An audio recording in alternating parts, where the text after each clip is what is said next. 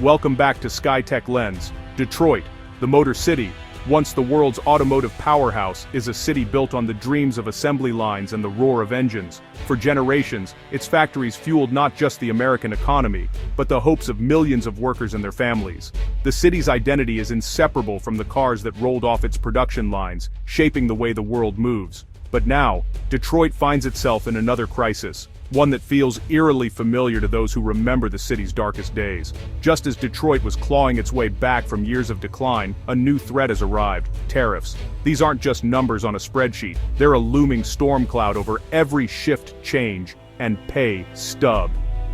The 2025 U.S. auto tariff policy has thrown GM, Ford, and Stellantis into a panic, forcing executives to scramble for solutions as uncertainty ripples through every department.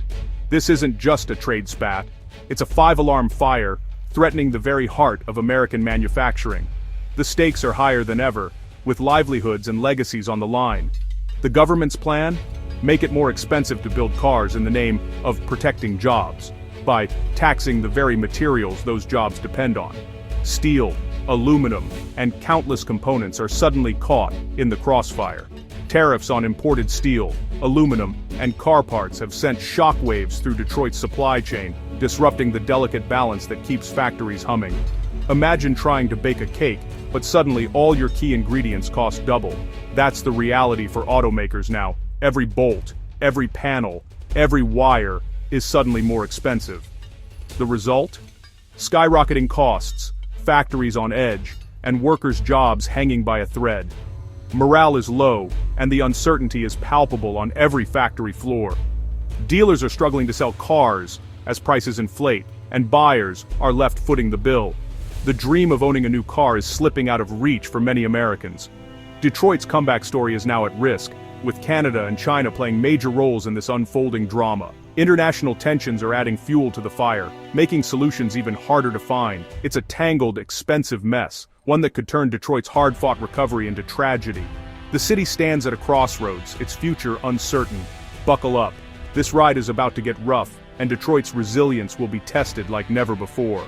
So, how do tariffs actually hit Detroit? The answer starts with a single government decision, a signature on a piece of paper that changes the rules for everyone in the auto industry. It might seem abstract, but the impact is anything but. Picture the government as a bouncer at Club USA, suddenly charging a steep cover fee for foreign steel and aluminum. Every shipment of metal that crosses the border now comes with a hefty new price tag, and there's no way around it.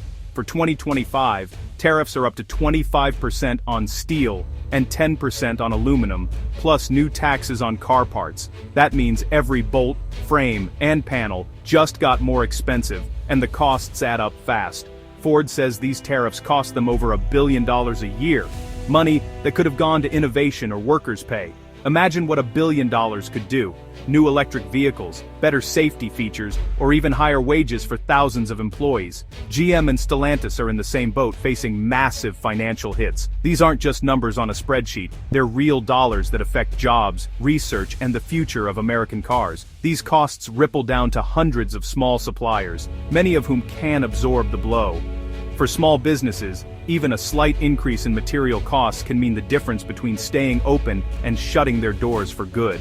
When metal prices jump, suppliers either go under or pass costs to automakers, making every car more expensive before it even hits the assembly line. The entire supply chain feels the squeeze, from the smallest bolt to the finished vehicle.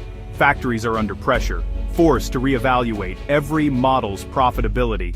Managers have to make tough calls about which vehicles to keep making and which ones to cut, all while trying to keep their workforce employed. Cars that made money last year might now be money losers. Suddenly, models that were once bestsellers are at risk, and unsold cars start piling up on factory lots. The result? Tough choices, slow production, cut shifts, or even shut down lines. Workers face uncertainty, and communities that rely on these factories feel the strain. The result? Tough choices, slow production, cut shifts, or even shut down lines. Workers face uncertainty, and communities that rely on these factories feel the strain. This isn't theory, it's the harsh reality for Detroit's plants right now. A single policy change can send shockwaves through an entire industry, affecting everyone from CEOs to assembly line workers. and even the families who depend on them. Detroit's automakers aren't just waiting for disaster, they're scrambling to adapt. The first move, reshoring production. If foreign parts are too pricey, build more at home. Sounds good, but retooling factories is slow, expensive, and some parts just aren't made in the US. Billions are being spent to bring some manufacturing back, but it's a painful fix for a sudden problem. Meanwhile, the EV revolution is accelerating. Tariffs have pushed automakers to pour resources into domestic battery plants, chasing government incentives. It's a massive gamble. Can they shift to electric fast enough to escape the tariff trap? All this is happening under a cloud of political uncertainty. Trade rules can change overnight. How do you plan for the future when the rules keep shifting? Automakers are building flexibility into their plans, but the ground keeps moving. It's a desperate dance, and no one knows when the music will stop. Detroit is betting big, but the stakes have never been higher. What does all this mean for you, the car buyer? Simple, higher prices. Tariff costs get passed down, adding hundreds or thousands to new car prices. Trucks and SUVs, heavy on steel, see the biggest hikes. With interest rates up, many families are priced out of the market. Dealers are squeezed, paying more for inventory but facing customers who can't afford it. Discounts are rare, and haggling is nearly dead. Buyers are holding on to old cars longer or turning to used vehicles. The pain of Washington's policy lands squarely on your wallet. Think this is just America's problem? Think again. Canada and China are key players. Canada is deeply tied to Detroit's supply chain, supplying raw materials and assembling parts. US tariffs on Canadian metals trigger retaliation, disrupting cross-border trade and risking jobs on both sides.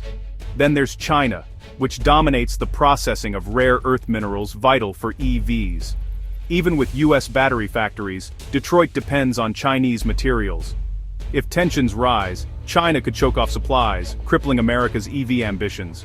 Detroit is caught between a Canadian rock and a Chinese hard place. The global supply chain is a web, and right now, it's tangled tighter than ever. So, what's next for Detroit? The city stands at a crossroads, facing a future shaped by global forces and local resilience. 3 possible futures lie ahead, each with its own challenges, risks, and opportunities. In the best-case scenario, tariffs are rolled back. Trade with Canada returns to normal, and automakers redirect billions into innovation and advanced manufacturing. This renewed partnership could spark a wave of investment, not just in electric vehicles but in new technologies and training for workers. Car prices stabilize, jobs are saved, and Detroit's transition to electric vehicles continues smoothly. The city could see a revival, with new jobs, bustling factories, and a sense of optimism returning to the streets. But there's a worst-case scenario too. Trade wars could escalate, tariffs might stay or even increase, Canada could retaliate, and China could restrict access to key materials needed for EV batteries and electronics. In this future, car prices soar, demand collapses, and factories close their doors. Thousands of workers could lose their jobs, and entire neighborhoods might face decline as the auto industry contracts. Most likely, though, is the muddle-through scenario.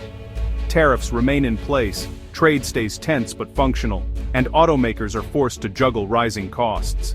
They invest in domestic battery production, but can't avoid passing higher prices onto consumers. Detroit survives, but just barely. Uncertainty and high prices become the new normal.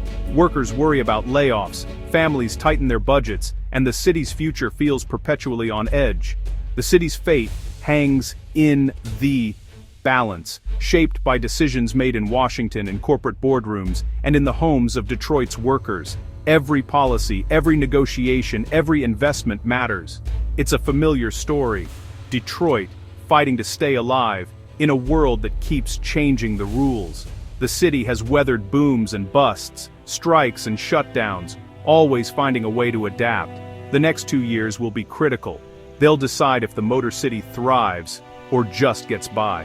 The clock is ticking, and the choices made now will shape Detroit's destiny for a generation. The stakes are enormous: jobs, communities, and the very future of American manufacturing. For Detroit, it's about more than cars. It's about identity, pride, and survival. Detroit's resilience is legendary, but even legends have limits.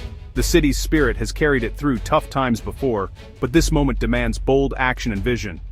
The choices made now will echo for decades, shaping not just Detroit's future, but the future of American industry and innovation.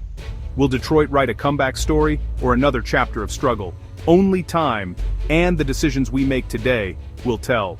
The world is watching, and Detroit's next move could inspire or serve as a warning for cities everywhere.